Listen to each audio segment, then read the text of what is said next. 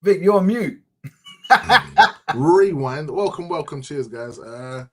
Welcome to another session of Hyped or Humbled, which has evolved from being that absolutely controversial first show to the second wonderful show where our American guest blessed us with a wonderful bit of insight about what's going on No, over man, there. how do we follow that up, man? I don't know. It was crazy because, again, that for me, it was borderline documentary stuff, hearing about what he was doing. Yeah. Yeah, because, again, you expect the sport to be, strong over there at every level, money, the front and center. But the fact that he's talking about struggles and the fact that he had to latch onto a political figure in the mayor of his area to get, his team going to a good level is just crazy. Yeah. Even makes you And think he said, today. like, as the person that owns the organization, Yeah, I'm thinking about what we can do for the community as opposed to what we can do on the field. Like, it's just like, yeah, it was awesome. Evening, Gary. But yes, it shows how sport can embed itself in the community and really move things forward. Because even today, obviously, the organisation I'm coaching with this evening, I just got a message from the guy that runs another organisation that runs after my session. So I coach an 11 to 16s, and sometimes we allow a couple of older ones in the session. And then his session is like a men's session, really aimed at getting guys with mental health and guys that may not feel comfortable going to play football in like a organised setting because they might not be fit or whatever. It's literally any level, any ability, come down, have fun kind of thing. Right. And I took 6 of my guys from the youth session and said to them, look, the adult session is short this week. Do you want to go and join in? Did that just off the cuff. And again, the guys messaged me, said, you know what, you really saved me today. Like, I got my session was short. Really thank you for getting these boys in. And every week, if you've got a few of them that we might need to kind of fill in, can you just like let them know they can stay and join in? And again, that's the evolution of being involved. One of those boys from the younger session might get talking to someone from the older session. You never know, they might talk about jobs and work. And it's just building those community links in a way that's so natural and organic where those guys wouldn't normally rub shoulders with each other. They wouldn't normally have a conversation. And we'll talk about, oh, what job do you do? Oh, you live around, oh, you live on my road. Oh, and that kind of stuff, it literally saves lives. And it just develops kind of plot lines, so to speak. One of them might get a work experience role or find out, oh, you're my cousin's friend, oh, you're my uncle's, and it's just connecting the dots. And that's what sport and sport does, all sports, really. Yeah, man. But yeah. Completely agree. Yeah. So you Brit ballers, get noisy, man. Scan the code, click the links in the descriptions, get involved, come and have a word about what you think should be hyped or humbled in the league. Again, I took a surely we've hype. got. I mean, last week we didn't have any games. This week it's the last. Crunch week, isn't it? Yeah, well, Div 1 and Div 2, it's their last games. If they haven't already had their last game, they're having it this weekend. And there's a lot to play for playoffs and it's quite interesting now because it's the top and the bottom are both got something to play for. Games. Yeah. So if you come bottom of the Premier 1, then is there a visual on Instagram of how it sits at the moment, or? Yeah. We did that. We did that last week. And really for Div 1, there's so many variables because there's so many games to be played that could impact. So it was like, this is what it is now, but like we put like the games that could impact things. Even now I got that wrong. I missed out one. But it's the outcome of those games, and there's 3 outcomes to a game, right? Like win, lose, draw, right? And what are the tiebreakers? Did you find out what the exact tiebreakers are? Yeah, I know. Yeah, so I can go through those. Yeah, points, probably points. So the tiebreaker first of all, it's win percentage, right? So it's not. So some people think it's, and I think this record. Is it's percentage over record, right? It's just win. Oh, I don't know. I think I'm lagging a bit. So I'm just opening up a thing up here in my computer, and I think it's slowing me down. But anyway, yeah. So it's win percentage, which is a calculation of your wins, losses, and draws across the number of games you play. Yep. So it's the percentage of, so like you look at it's like the likelihood of you winning, and that's how at senior ball we do our ranking in our league. Yeah.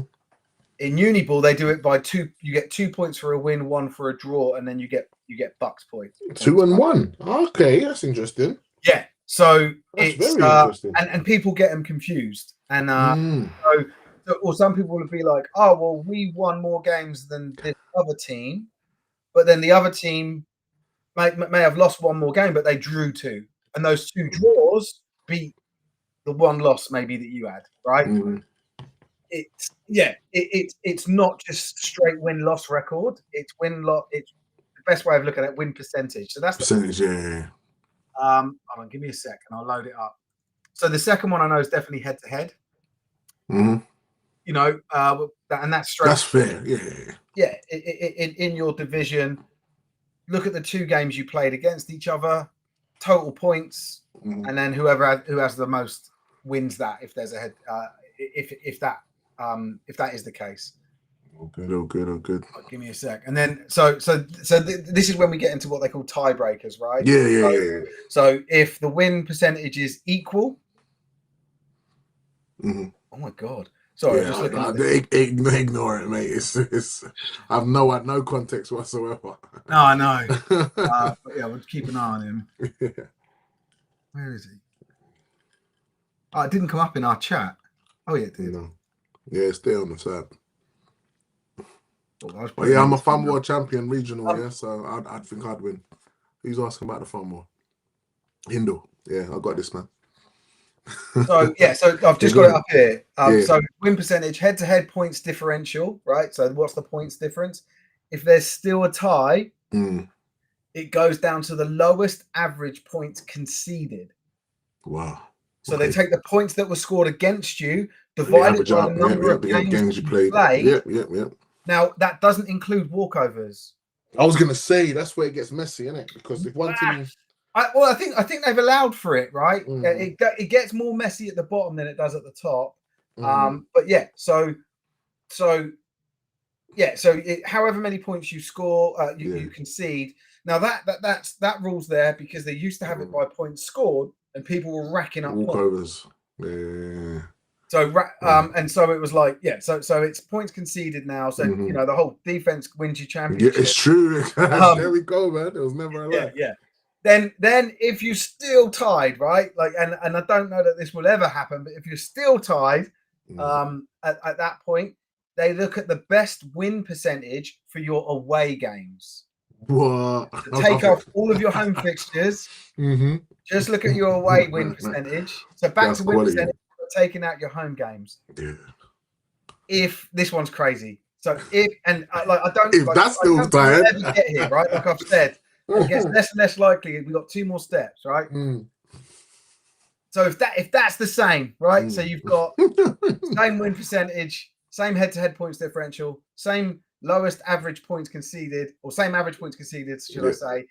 Same away win percentage. Then it goes to the team that has the fewest players that were ejected over the course of the season. Wow, fair play, gang. Yeah, all right, cool. So ejections in very extreme cases could cost your team a position in the league, a ranking in the league. Then if all of that's the same, right? Tied. We have 5 tiebreakers to go through, right? The 6th one is a coin toss by Baffa. Lucifer got it. He got it. A coin toss by Baffa. You're gonna stream it, yeah? You're gonna get in there and stream that for them. I'd love. Do you know what? I think it would be cool if they did stream it, or at least recorded it and released the recording of it. Yeah, of course. That would be quite cool. That's wild. Coin toss, mate. So in Uniball, so that's what they call that ranks you in the league, right? That's your league position.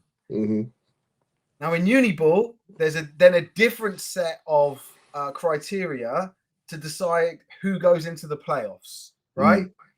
In senior ball or adult contact, it's the same criteria that they use to rank you in the. They used to. The tie-break criteria is the same for deciding seedings. Okay. However, there are a few little anomalies with it because you can't have head-to-heads, right? Because they're 2 different leagues, right? So they go, so it goes win percentage. It depends. This is insane, right? Because in Div 2 North, but I don't want to say this wrong. I think it's Div 2 North. You've got 3 Div 3 conferences feeding into 2 conferences in Div 2. Mm-hmm. And then in Div 2 South, you've got... Sorry, in Div 2 North, there's 3 conferences feeding into 2 Div 1. Mm-hmm. And then it's the reverse for the South. Yeah, you explained it last week, innit? Yeah, 2 Div 1 feeding into 3. And so it's the 1, 2, 3 and the bottom. So the rankings of it and the way that they figure out this, basically the charge is, right, we need 6 seeds, right? So the top 6 teams go through to the playoffs. That's the easiest way of like with the first top 2 getting a bye, yeah. And the first 2 get a bye, and then there's a quarterfinal for the other 4 into a semi, into a final. Winner of the final in Div 1 North this year, automatic promotion, because there's no relegation game because the Edinburgh Wolves folded pre-season, so they're a team down this season. Div 1 South, playoff game, and that will either be the Cambridgeshire Cats or the Hertfordshire Cheetahs, who are going to live stream their game on Sunday, which I can't Jesus wait. Christ, that's good. So that's for that position. So that adds a new flavour, right? So like, you know, both of those, like, I can't see either the Cats or the Cheetahs throw in a game, right? No. Not trying just to get to that game and then win it and stay up, right? Like they're going to both want to win. It's going to be a good game on Sunday. But then, and that's the different dimension this year, is that you actually, as a Premier League team, you can stay in the Prem if you're good enough. Have they both got a similar record at the moment then? Have they both been beaten by everyone else? So the Cats don't have a win. The Cheetahs have 1 against the Cats, and they beat them by 2 points. Is interesting then. Interesting. So it's just like if I'm going to hype anything, this weekend I'm hyping that game.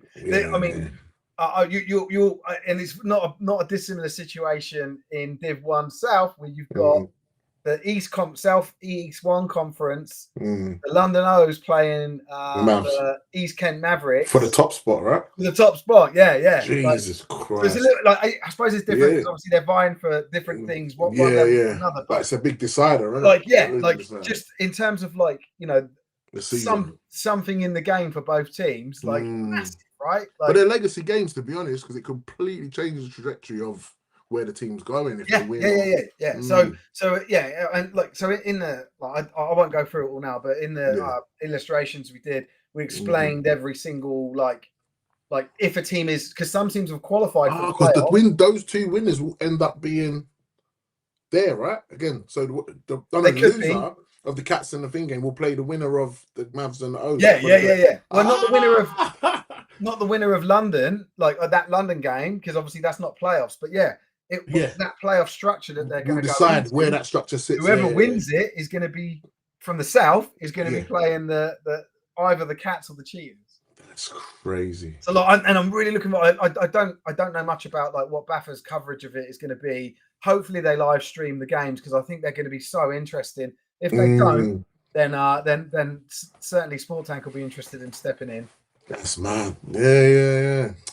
It is crazy. So Lucifer said, believe if Cats cheat, if Cambridge win, they need a 3-point difference. They do. That's right, Lucifer.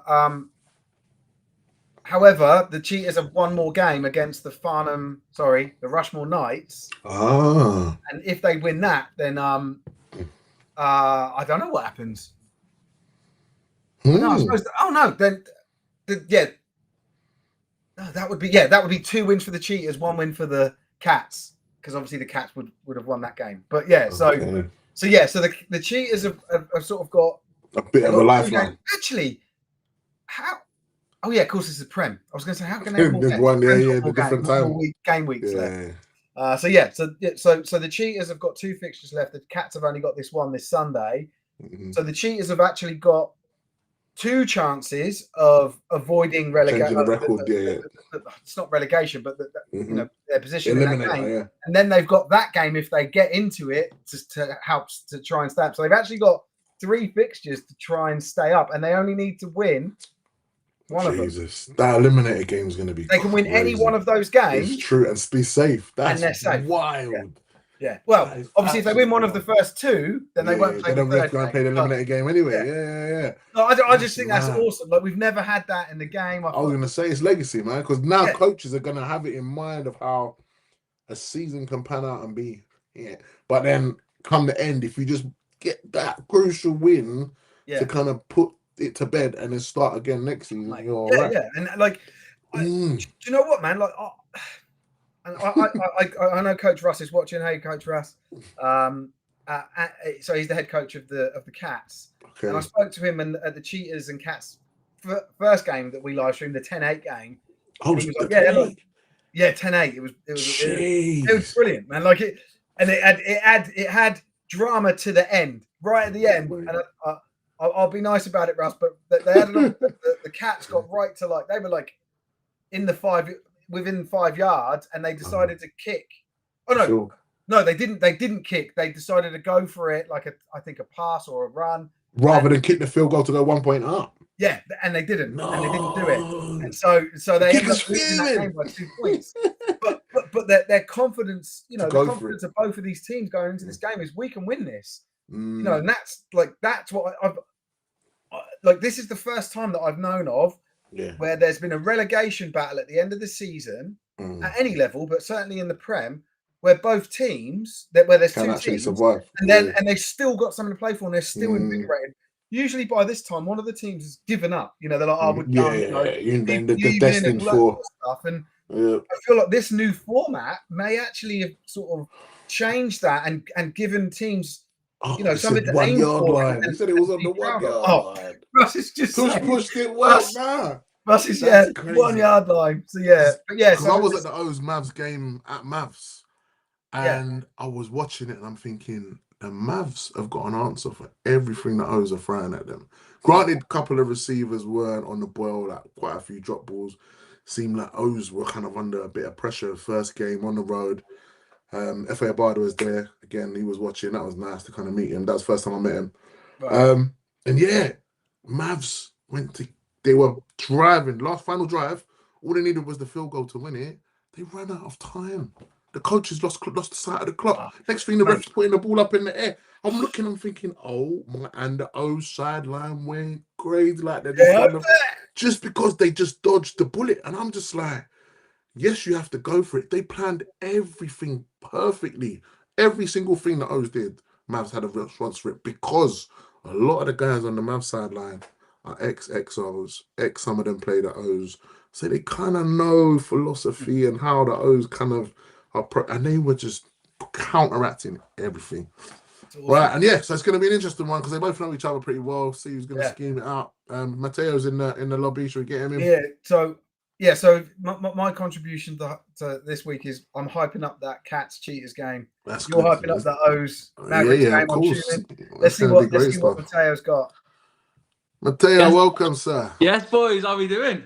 What you got for us, sir? What's your hot take on this wonderful weekend of football? My hot take is it's the most interesting end to the season, normal circumstances ever. Because like you said, everything's usually done. Everything's usually thingy. There's so much into it, and I also think this new playoff structure is a big thing for it. I would like to mention some Northern games. I think we've go for it. I was going to say you don't sound like you're from the South, my boy. Come on, let us know. Guys, I'm going to drop back into the green room. I'll leave you guys to it, but if you need me, just call on me. Yeah, no worries. Nah, mate, I think there's some cracking Northern games. Obviously, Premier League, Phoenix. How are they going to be against Caesars? I think Caesars will be praying, thanking Newcastle for obviously forfeiting the game, because Caesars at one point were looking at going down. Now that can't happen. Okay. Titans away at East Kilbride Pirates, obviously. Like Coach Russ said, there's some great games. What's that journey like from Manchester to East Kilbride then? Manchester, it's a long journey, Scotland, isn't it? I was gonna say, I've been. That's the furthest I've been playing ball. Was East Kilbride. When I played for Chester Romans, we had to go to Inverness, so we left at 12:30 in 1 o'clock in the morning, and we got there for 12 midday. Oh yeah, ours was 16 hours. Played the game, spanked them, and then didn't get back till 1 o'clock the next morning. I was in work. I was in work the next day. 24 hours slog, jeez. The things you do for Britball. I was gonna say, What's the standards looking like in the Northern Prem at the moment, though? Northern Prem's looking. So the thing is with the Northern Prem is Manchester Titans are on a bit of a rebuild year. So they've had a lot of players leave and go to every club has benefited from around the Titans That's crazy. from the Titans leaving, but they've still managed to rebuild, and then they're getting better and better every week. I've seen a few of the games. Okay. Their defense is solid. I think there's a new QB they've got. He's settled in really good now. The first game wasn't great. Now they just look a force.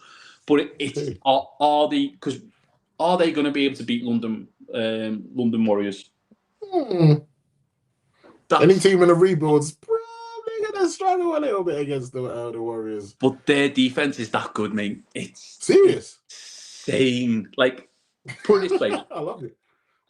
Everything. Run stoppers, ball hawks, everything. They've got everything.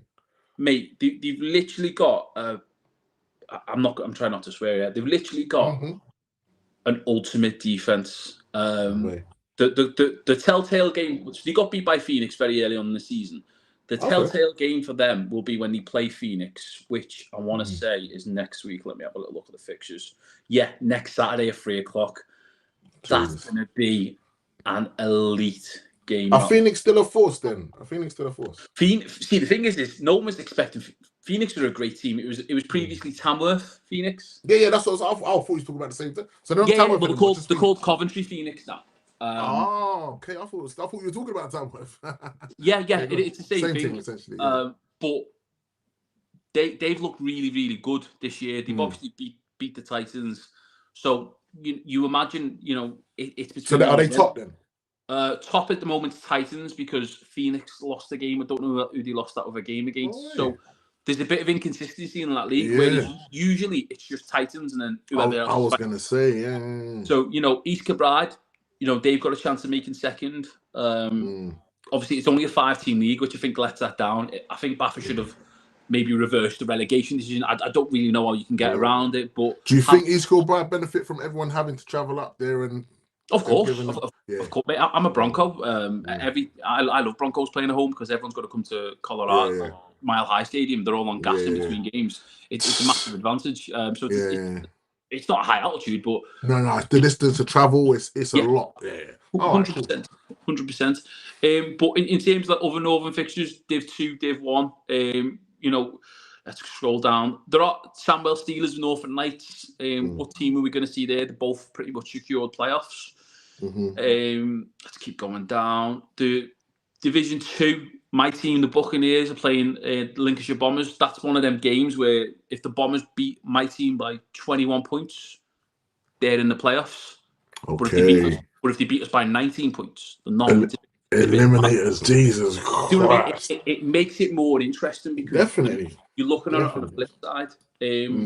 Whereas for me, previous seasons, there's been so many teams that have just given up at this point. Fallen away. Yeah. Players leave halfway through, going and join into the playoff contender just so they can get a chance at a ring, and it just gets a bit messy, doesn't it? 100%. I played Lincoln Bombers first game of the season, and one of the players put a transfer request in the next day. It was the first game of the season. That type of behaviour I don't really get, unless there's something bigger. Genuinely, yeah.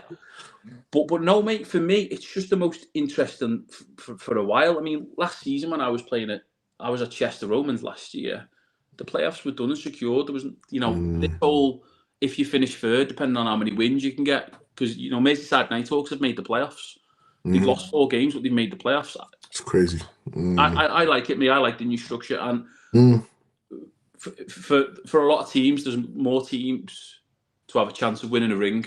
So you could finish second, but then you win your playoff game, and then you win the relegation promotion game. You've got yourself a ring. If you're a Div 2 team going up to Div 1, I love that.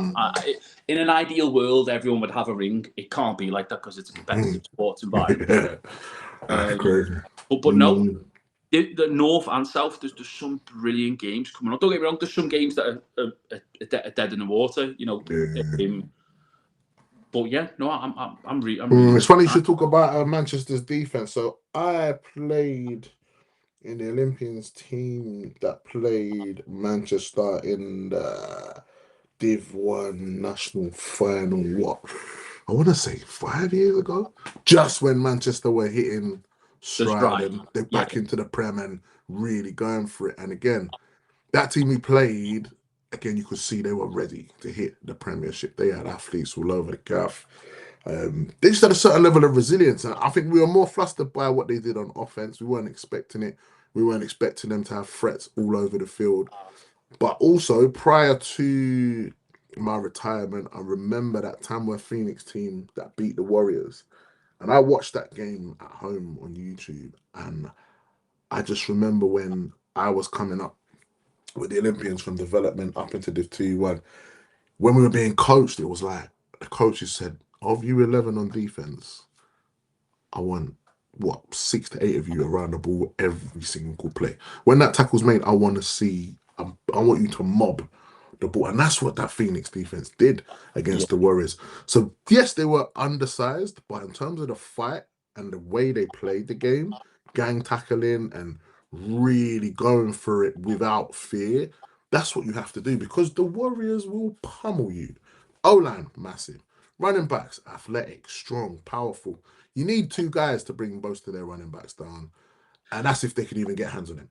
So what you're saying about Manchester, if their defense is that good and they're going to force the Warriors to put the ball up in the air, to go for it, anyone's grab, whatever, and they scheme it up right, mate, that's going to be a hell of a game. But again, we'll see how it goes. Obviously, there's injuries to think about. There's all sorts to think about in the lead up to what essentially is what we're predicting as probably the most likely Brit Bowl final. But yeah, that Tamworth Phoenix team absolutely opened my eyes and made me realize that to really beat someone and be better than another team, you have to have those fundamentals right, the numbers right. You have to have that fight right, because it's not always the team with the best talent that wins. It's the team that plays the game in the team way, that schemes it right, and all the rest of that stuff. For me, a lot of it is it's what a lot of clubs don't do.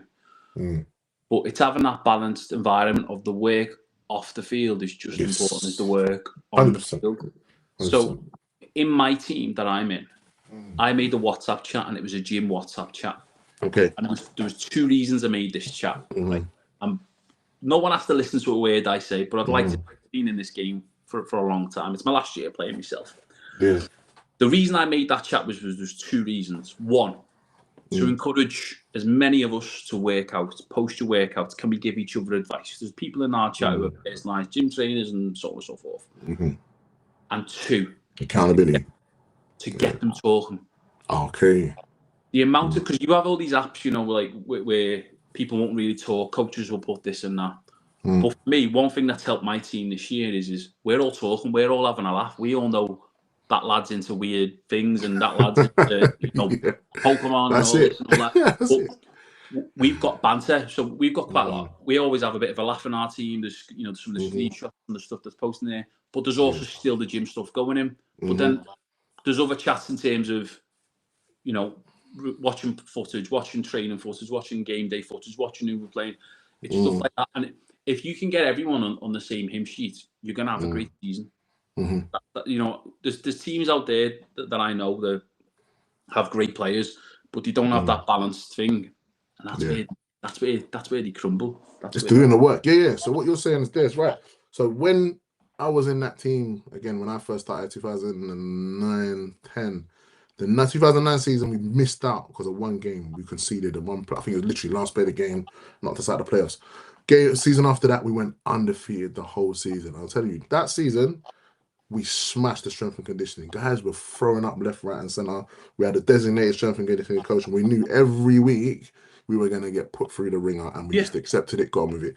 As you say, the camaraderie was there. So we had the clicks, but luckily these clicks were the units. So the O-lineman, gang, D-lineman, gang, run backs, and when I tell you, it was a war in practice.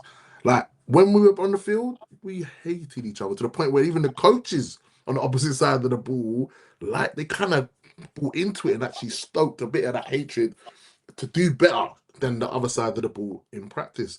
And I tell you, we trained so hard. We got in the games, and the coaches kind of had to just keep us focused on doing it between the whistles and not getting caught out or distracted by how well we were playing, because we knew how to raise it.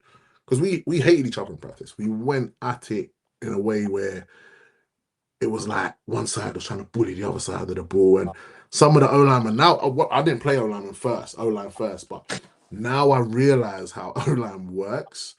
Like, if the coaches wanted to, they knew how to pick on the weakest guy and make it. But even the strongest guy, they knew how to make. Because a lot of our stronger players were less composed in the head when things started to go wrong.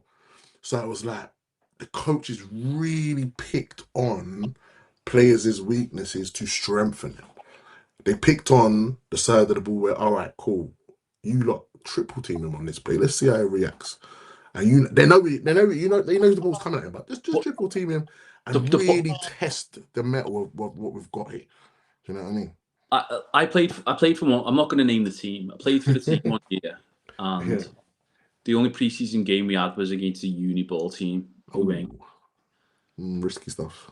And I'd put money on if we'd have made 2 preseason games against other teams at that level, season would have been different. Oh, like on a different level, because the team that we had was brilliant. It was just, by the time our first game happened, the first half of the game happened, we were getting battered. The second half, we didn't concede a single touchdown. It's crazy, isn't it? And mindset. I'm just like, if we'd have had 2 preseason games proper, we'd have knitted out the problems. Yeah. And that's why you have them. You know, you're trying to. But the situations you just explained, then they're potential game-based situations. Like you're going to be going up against players, and they don't care. Yeah, 100%. And they have that thing that kill switch. You know, I always say that with American football, there's loads of work skills, transferable work. No, it's true. Like I do sales, so I'm in a sales environment. I'll get someone come in and I'm like, right, I'm selling you something, and they've told me certain things. I can see it, and you can see it with D linemen. Like I play right tackle, so if I see the guy's not quick to get up, you know, like in terms of from his stance, I'm gonna pounce all over him. Is he standing up? Wait, great, I'll keep lift lower. him up, jack him up. Things like that. It's the exact same. And it's that balance of act and react. 100%. 100%. Offensively, you're setting the tone. You know where the player's going. You're going da-da-da-da. But at the same time, if you know the guy in front of you is dominating to a certain degree, you then have to find, as you say, the weakness. I was playing against a guy, so it was a weaker team. But this guy, I was playing right tackle, and this guy in front of me, I was thinking, well, I can't get to him. I don't know what's going on. And then between plays, I just had to look at him. I'm thinking, you're smaller than me. You may be a little bit quicker, but you're not that quick. And I just realized his arms were like orangutan arms. His arms were so... I actually said to him, put your arm up. And I put my arm up next to him. His reach was probably 6-7 inches long. I'm thinking, that's why I can't get close. Because I'm trying to block him like this. But I can't reach him. I'm having to use D-line moves on the O-line to get close enough to block him. So once I realized that, again, I wasn't coached it, but it was knowing that the coaches will break it down and say, look, you're not, something's not going right. Like, have a think about what's going on. Like, what's the guy in front of you doing that you're not? And again, I managed to work that out. And again, rest of the game, I kind of had him in my pocket, but just not realizing that. And that's the key, obviously, of being coaching, watching film. Because this guy was an elite, he was an elite player. And ever since, obviously, I knew that about any game I saw him play, he always kind of dominated because he knew how to work that outside. He knew his range. And he wasn't even that strong. He was just really quick and just kept that distance. And again, it's you know what? That's the nature of this game, though, because the battles are going on all over the field. And obviously now the league's strung out the way it is. Like you say, a lot of these teams that are in this relegation battle might not have had that time to prep. They might be coming into their own a little bit too late and having to deal with, dealing with that. With the relegation games, they actually do get a good amount of time to prep. So So for example, if my team wins the playoff, let's say my team gets through Sunday, next week we play Humber in our playoff game, and then the relegation game is in 4 weeks' time. Oh wow, that's a massive chunk to wait. But they need to use it sensibly, though. That's the thing. But yeah, every team will have players with injuries, with knocks. There's some people, like, I don't get this whole mentality of, oh, I'm injured, I'm going to stand out. Are you actually injured? Nah, you got to be doing something. Yeah, 100%. So, like, for me, I've got a rotator cuff that's about as useful as a chocolate kettle. It's horrendous. But I'm biding, waiting my way through it. Whatever. Listen, that playoff game, even if I've got one shoulder, You're I'm gonna be there. still there playing. But it's an interesting dynamic to it because, like, Sheffield Giants is the team that will potentially play. They were a Prem team 2 years ago. There's still going to be players in that team who are Prem players. Level, of course, 100%. Yeah. Have some of them left? Yes, they have. Have they got rookies? More than likely they have. But for them teams, so like, I'll give you another division, so it's not just my team. Birmingham Bulls, I don't know how they're in that relegation game, by the way, because they played brilliant the last few games of the season. They're in that division where there's been 6 ties. That's how messed up that division. 6 ties. I think it's 6 ties. Yeah. And it was Shropshire Revolution until the last game of the season, and then it became Birmingham Bulls. Now I know Leicester Panthers, we've played them this year. That's potentially who they're going to play. They'd have loved to have played Shropshire Revolution. Now they're playing Birmingham Bulls. I don't think they'd quite like that as much. It's all mad how these dynamics in England. It's honestly a cluster mess, but so interesting to watch from. Do you know what? It's great to see. It's great to see the competitiveness towards the end of the season, and it will be interesting to hear how the teams that are successful in those latter games use that 4 weeks between to keep things going. So we would always, like when we were playing, anytime we had gaps, we'd try and keep the intensity up there, but emphasize, obviously, being sensible, obviously, guys that are injured turning up, getting the mental reps, obviously doing walkthroughs and stuff, kind of getting really close to the game. And obviously, as you say, people staying in the gym, staying healthy, hydrating, eating what, just the little things. And that's the thing that kind of kept me at my team. We're not playing a professional sport, but you can take so many counters and pointers from looking at the way professional sport is run. Even like having a physio at practice. I want to disagree on one thing you said, and we're not playing a professional sport. And the reason I say that is, so in Europe they have semi-pro leagues, which is classed as a professional sport. Why are we not at that yet? It's ridiculous. It is ridiculous. I think this is one of the sports that should really, because of the institution that it is and the way it's built up, it should be classed as that. And when people say, "Oh, you played American football," I said, "Yeah." And I call it semi-pro, but I feel like I'm underselling myself because when I did play it, I devoted my life was kind of built around it. Midweek training, going gym, and practice at the weekend, watching videos, scouting reports. Like it was a lot. And it was underselling really calling it semi-pro because it is somewhat of a profession because you're investing your life in the game. It's difficult, man. I know a D lineman, he's a great guy. His name's Denzel, and he's at the gym. He's playing uni ball. He's playing adult ball. He's trying to coach at uni ball.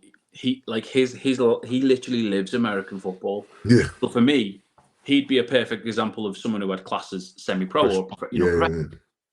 Like I don't claim that. I've never played. I don't. The reason why I do, because obviously I host a Monday night at Sports Time. But the reason I do what I do now, because I love the game. I want to see it grow. I want to see it become semi-pro. You know, if you're in the Premier League, the Premier North or South, that should be classed as a semi-pro league. Exactly. But I think the problem we've got with that is not every team runs like the other teams. So like the Warriors run really well, so do the Titans. There are other teams that run really well, but not every team that does that goes in there. So you have to put like, you know where you have to perform to a certain standard in terms of association.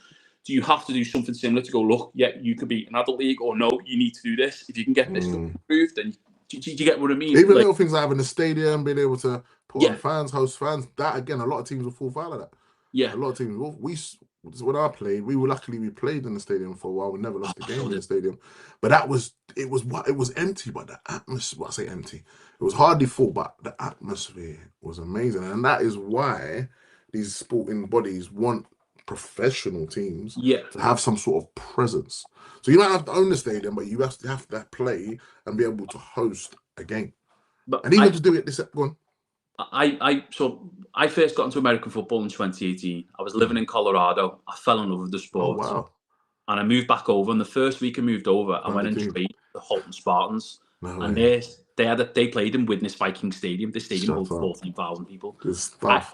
I assumed every team played in the stadium. Yeah. How wrong I was. Yeah, I'm still here. Just got No, it's all football right. video. Yeah, so it's one of them. You need that kind of 100%. It's difficult. It's difficult.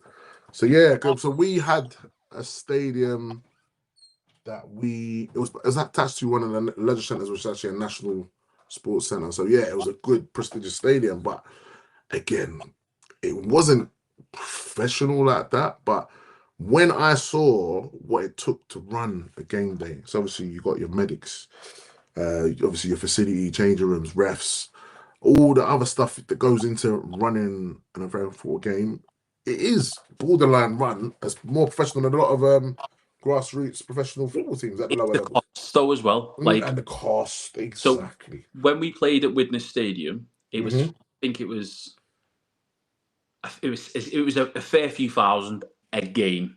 Watching people or cost?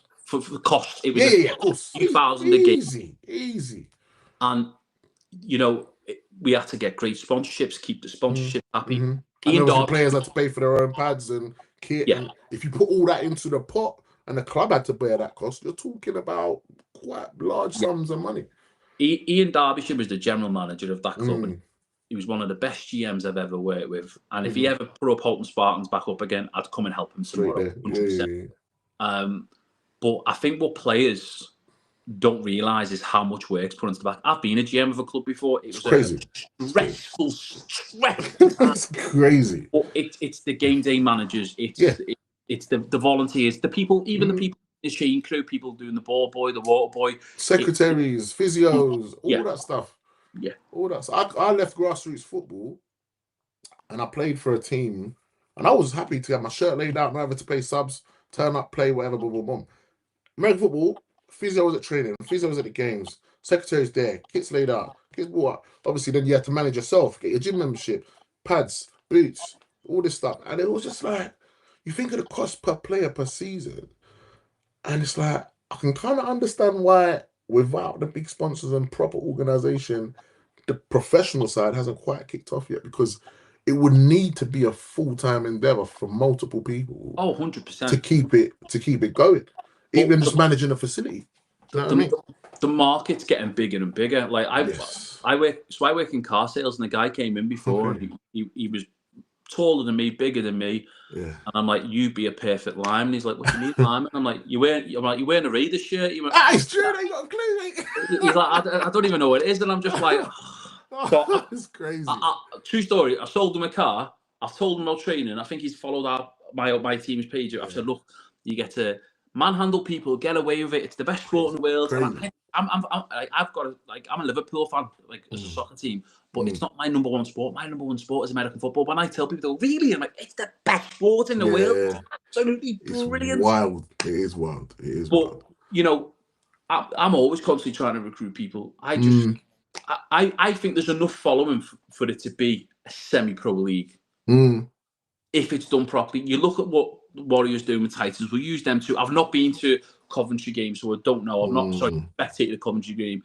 I don't know how other teams do it, but in terms of the way them two teams do it, especially with the social media, especially the effort, you charge people to come in and stuff like that. If they're able to do that and get 500, 600 people, I'm sure if they realised it was going to a semi-pro league, that would go up a considerable amount. How long is it till people are going there as fans? They're not associated. Yeah, and if they double header it with the women's game as well, that's a double draw. And obviously you got the flag side with the kids. Yeah. Imagine you can go to a game on a Sunday, you get to watch a little bit of flag, a little bit of women's, and a little bit of senior, wherever you want to watch it. Do you know what I mean? So you can have like a menu for the day, just to map it out for the whole day, and it's just like a festival of football every Sunday slapped into one, and that'll be a great draw in the summer. It'll be a great draw in the summer. But again, to put that on logistically, boy, mental. Again, my team, they play down. They've partnered up with a rugby club. So again, they rent the facility, and there's the potential to do a lot more as and when the costs can be met and the timings can be run. But yeah, it's the partnership side of things, and like you say, recruiting players. I see guys, and I think to myself, like you, I started the game at 23, so late. I think to myself, I never played youth. I never played uni. I jumped straight into senior. You started at 27. Yeah, it's crazy, isn't it? You think to myself, hold on, if I started 10 years ago, my lord. I say it every day, mate. So I say to my players who play with me, you lot haven't got a clue how lucky you are. These are the best times of your life. Enjoy it. And they're looking at me like 21, 22. What's he going on about? I'm like, yeah, Warriors don't charge people. They play at university. Yeah. I went to a game and said they don't charge people, but they have the capacity to charge. Yes, because of what they offer. Apologies. Yeah, no, they don't charge, but they have the capacity to. I think they've got a product there that can draw enough in to then make it a presentable product within a stadium. As I say, they've got the women's, they've got the men's. Again, there's a lot of flag happening around the Warriors. I don't think they've got a team per se in their name, but I'm pretty sure they could put one up very quickly. And yeah, the sport is there for the investing, but again, since I think it was Budweiser back in the day, no one's put up the money to kind of do it. That's a great comment. 39. Jesus. That's mental. That's wild, isn't it? Do you know? One of my first games that I played in, I got headbutted by a guy. I think he was 57 at the time. No. He's a great mate now, actually. and yeah, it's just a brilliant sport. I love it, mate. And yeah, I encourage anyone to play. Anyone who says to me, I'm too old or I'm too big, I'm like, no, I can be alive, mate. Don't worry about that. It's crazy. One of the greatest moments I remember was when I got blocked by a fullback and literally turned inside out. And luckily, I just bought a new helmet. So it was actually quite an enlightening experience. I literally come around the corner, chasing the quarterback. I'm thinking, yeah, I'm there. And the guy, because he was, a good 7-8 inches shorter than me, it literally hit me under my shoulder pads, tossed me up in the air. And the thing that hurt the most was hearing, ooh, from my own sideline. Not even the other side. It was my own sideline. They all went, ooh, and I was just like, oh my gosh. I think I got to see that one on tape because I flew. But yeah, it's just. I couldn't cherry pick a moment. I've had that many funny, great moments. Yeah. I think the first time I got cut block as well, that was wild. I didn't know what was going on. I played a game. my rotator went. And we have this lad who played for us, Mark H. Brunson. If anyone in my area will know who he is. And he comes up to me and goes, are you okay? I went, yeah, I'll be fine. He went, I'll go in your position. Now, the best way for me to describe Mark Brunson, he's about 6'4" and he's freaky strong. Strong. So he's picked up this D lineman and it walked with him through 3 feet. We're all on the side of the line, rolling in laughter. We've scored a touchdown because he's made the gap big enough that he can get a double-decker bus in. And he's come over and went, was that all right? And the O-line coach is like, do you want to play O-line, son? Just honestly, God. He literally picked him up and went. It's scary, isn't it? But I've got like a ton of memories, and that's why it's the best sport in the world. The away trips. I mean, you must have had some belting away trip stories. My initiation for one team, and I'll try and keep this as PG as possible. I had to drink a shot of vodka flavour, which I wasn't allowed to know of, or I had to drink a shot of vodka out of someone's ballsack. Oh, I did the shot of vodka. It was chili vodka. I was not doing that. My lips went up that big. It was crazy. There was people vomiting. So many initiations. You know, at some of these clubs, it's just part of the making memories. Like, people don't realize how good this is. We had to sing. We had to sing on verse of the chorus on the first away game. Hopefully, it was a win, so everyone's in singing mood. But yeah, we did. What did you think? Stars. I did a bit of Beyonce actually. Everyone was shocked because I got a half decent voice. Everyone went quiet. Obviously, the sing-along classics were there as well, but I had to just shock everyone with a bit of the soulful vibes. And yeah, it was just mad. Everyone just went quiet and they filmed it as well. It's on the internet somewhere. Are you going to give us a rendition now? No. That's not end of season. End of season, maybe. We'll see. But yeah, Warriors did play at a stadium briefly in Croydon. Again, they didn't charge for that. I think that was just an arrangement they had with the ground. I think it was an ex-rugby ground or whatever. But yeah, now they're at Greenwich. Great facility, 4G pitch, beautiful. But again, if they can get somewhere of that ilk, which is a stadium in and around the right areas, again, it's hard to tick all those boxes because a lot of these facilities are taken up by semi-pro football teams just because of the draw and the money. I tried to get when I was at Chester Romans. Chester have a football team. They're playing conference. They hold like 2,500 seat stadium. Oh wow! And I made like a business plan of pitch. Playing there. The club secretary nearly went even more bald over it because it's hard enough trying to get. What are you going to do to the pitch? Was it a 4G? Was it a 3G pitch or was it a proper grass pitch?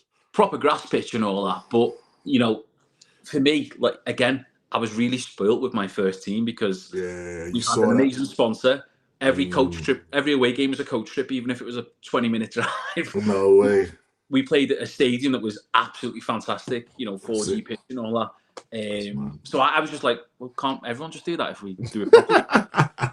That's crazy. Yeah, it's the numbers are ridiculous, but it's the investment. So again, if these teams paid for and managed the equipment, the pads, and whatever else, and enable people to come down knowing they're getting kitted up, off you go. Again, me personally, I want my own kit. I don't want to really share the helmet and pads and whatever else.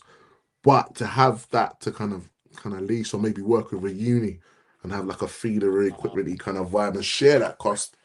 I don't know. It's these little things. It's hard to find that ideal and perfect way to do it here because again, no one I've seen has done it yet. I don't know how Bristol and the NFL Academy, I don't know how they do all that with their equipment and stuff because I'm pretty sure that's possibly something either that's centralized or subsidized for the players in terms of getting the best of the best kit, which they probably do have via the States or whatever. But yes, it'll be interesting. One day someone hopefully will do it and it'll be nice to see and hopefully be involved in.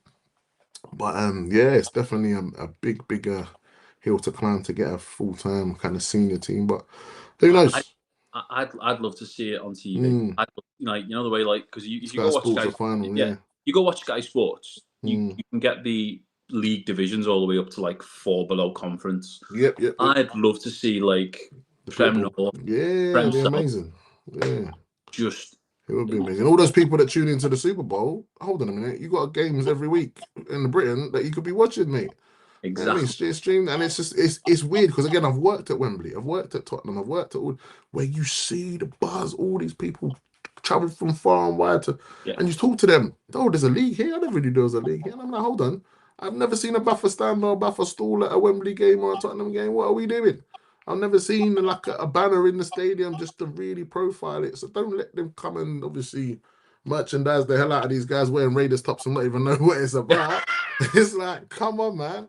So damn see, but honest to God, it's. I always say Raiders tops are like the American football version of wearing a Ramon shirt. The amount of people who wear Ramon shirts, you like name a song. I have no idea. Yeah. Metallica as well, isn't it? There's some Metallica ones as well. Yeah. Nirvana and all the rest of that. Now you're saying good music. Not before you were saying bad music.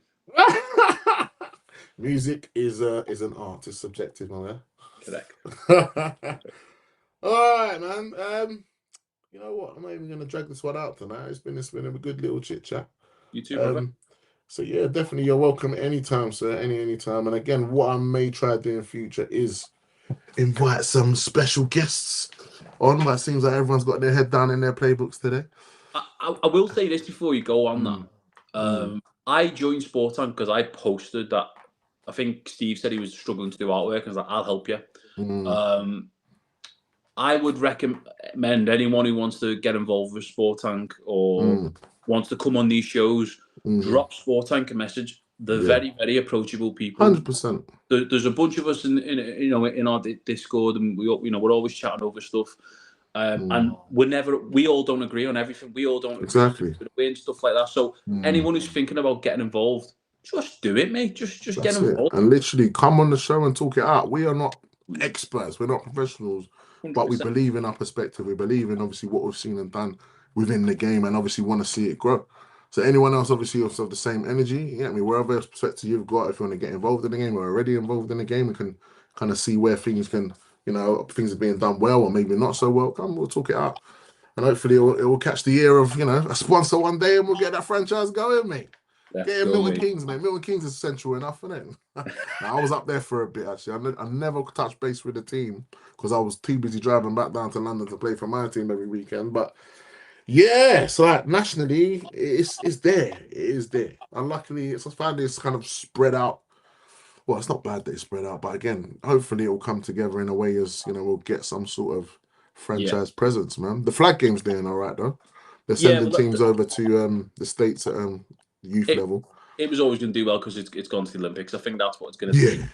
If they did I don't know how they do it, even if it's just 2 quarters and you play 3 games in the space of 12 days, and then you know, I don't know how they do it. It's exciting to watch. It's very exciting to 100%, watch. 100%. And I officiate as well on behalf of our friends over here at the youth level. So that's been good. Then I went to the national final, and the standard between the 11 to 16 age group, where you've got quite a few girls that are more athletic than boys at that age.